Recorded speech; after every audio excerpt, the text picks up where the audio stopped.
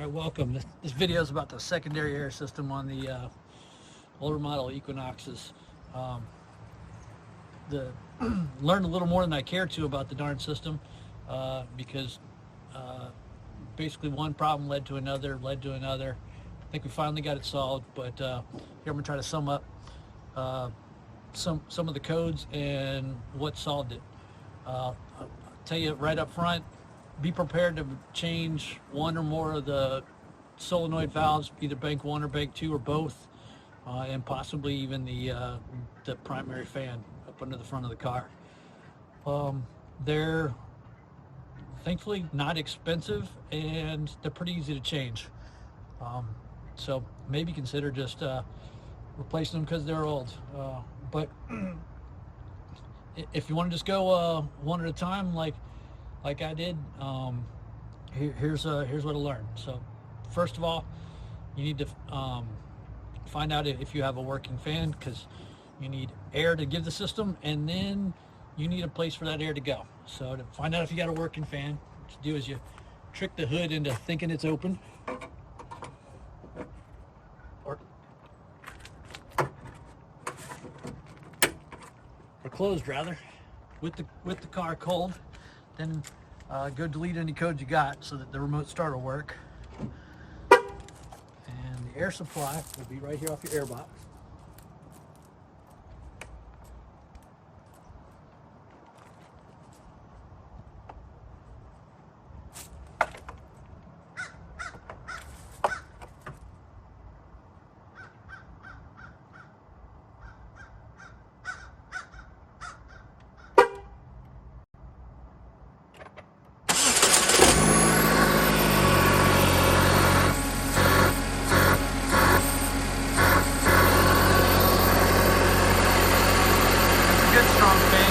I've just replaced it.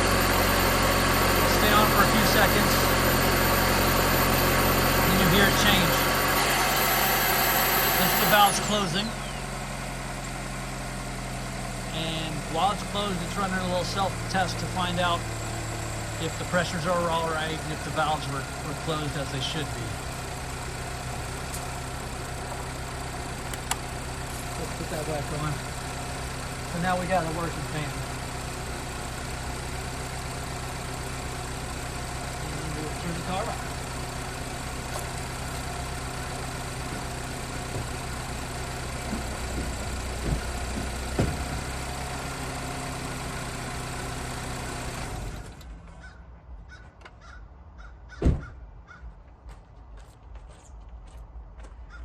Okay, we got a working fan, but we really don't know if that fan is strong enough, which was the case eventually with mine. And does the air have a place to go?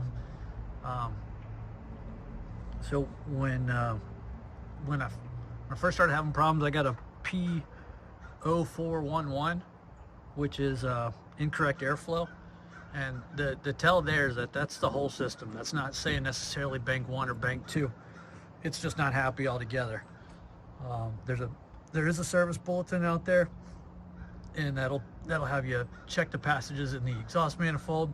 You'll probably see some scary videos that have you removing the exhaust manifold. Looks very expensive, but what I found is you can take the air box off, take the engine cover off, take a bracket off the back with a little 13mm wrench, just 2 bolts, and that'll let you get to those solenoid valves in the back of the engine.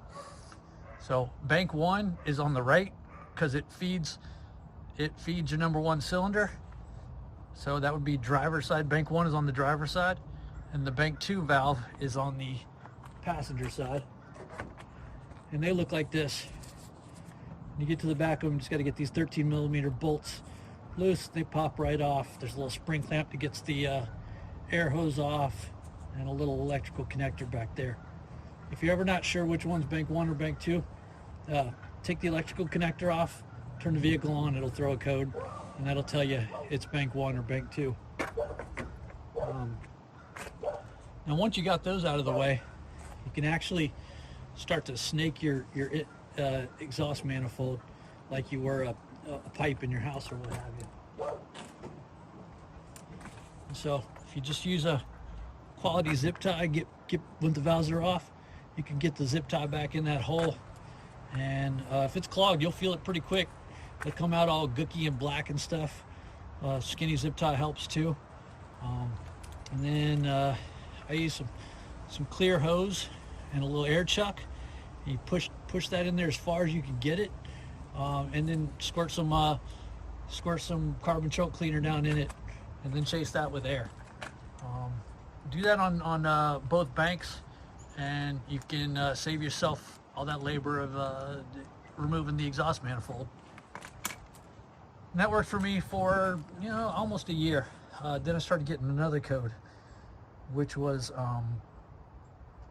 a 2440, and that said stuck open on bank 1.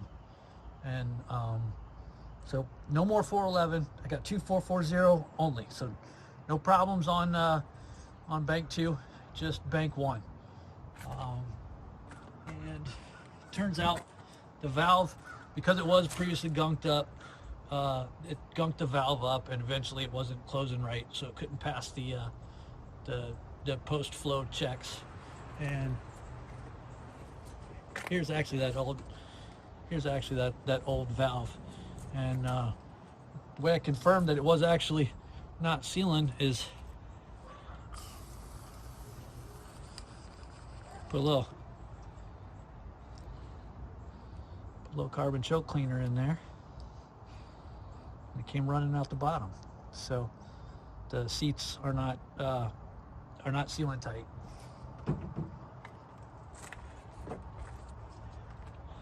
There's a new one on Amazon. I want to say they're like 70 or 80 bucks.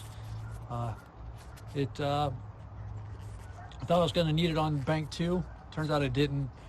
So I still got it in case one does fail. You can replace it in about a half hour.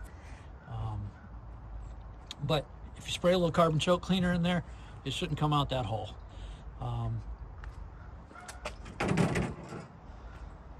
So yeah, 2440 was literally, the valve was not sealing. Once I replaced that, I got a few more months out of it.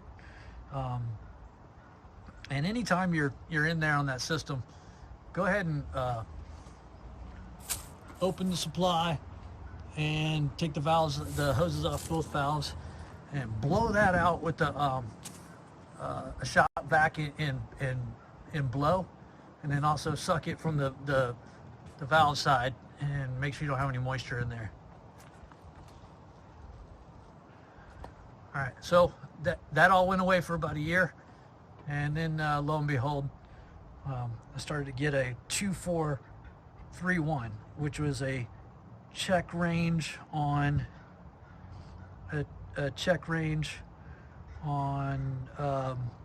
bank 1 only, and which was weird.